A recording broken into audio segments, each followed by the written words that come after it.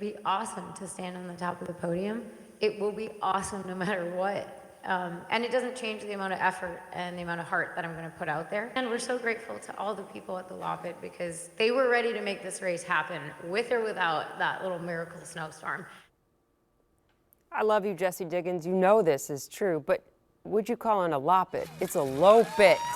Come on, girl, you're going to go out and win it. The World Cup is on, just a couple miles down the road at Theodore Wirth Park. And along with the athletes, the international press is here, being welcomed to Minnesota for the first stateside cross-country ski World Cup in 20 years. Kent has been following this thing like a dog with a bone, and he got to get really international today. Hi, Kent. Hi, Jana. Yeah, I did. You know, the transformation out here has been incredible, and it's kind of hard to give context to how big of a deal this all really is, but I'm going to try with 3 numbers, okay? 21 nations will be competing on this course come this weekend, and they're going to be competing in front of a crowd, a sold-out crowd of 20,000 fans. And by the way, those fans, well, they'll probably be cheering pretty loud because we haven't had anything like this, a World Cup race in the U.S. for 20-plus years. There were no big stakes on the line for World Cup skiers on Friday, but it was still a big deal for the fans along Minnesota's first ever World Cup course. It's a deal! Oh my God, it's such a big deal. We have been waiting this forever. So I grew up just on the other side of this hill, racing and skiing and racing here since I was 8.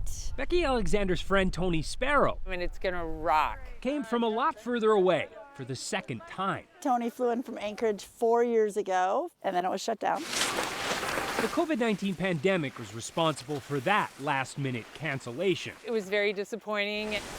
And up until recently, she, along with everyone else, was bracing for another disappointment from Mother Nature. Really, until yesterday, we had no snow except for the race course. So clearly the universe also wants this race in Minneapolis. For the dozens of foreign press members that just flew in, it's hard to grasp just how drastic that transformation was. People sent me photos like, this is the trail, and it was brown. Like, oh my God, is this what we're coming to?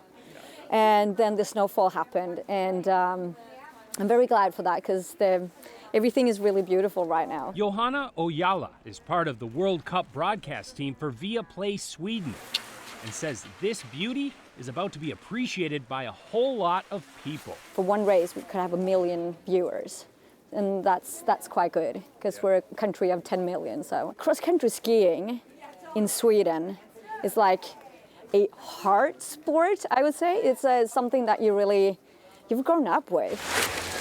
Of course, the sport and this place is also close to the heart of one very notable Minnesotan. I mean, the last time I raced here in the entire state of Minnesota, I was 19 years old.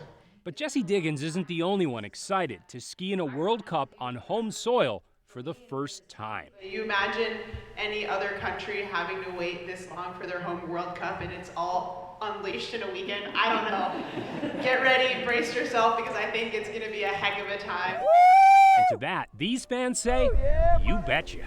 This is the low dress up day. Tomorrow we're gonna add in, there's gonna be face paint, there's gonna be glitter, and there's gonna be a lot of Go USA and a little bit of Go Sweden because I have good friends in Sweden. It should be so fun.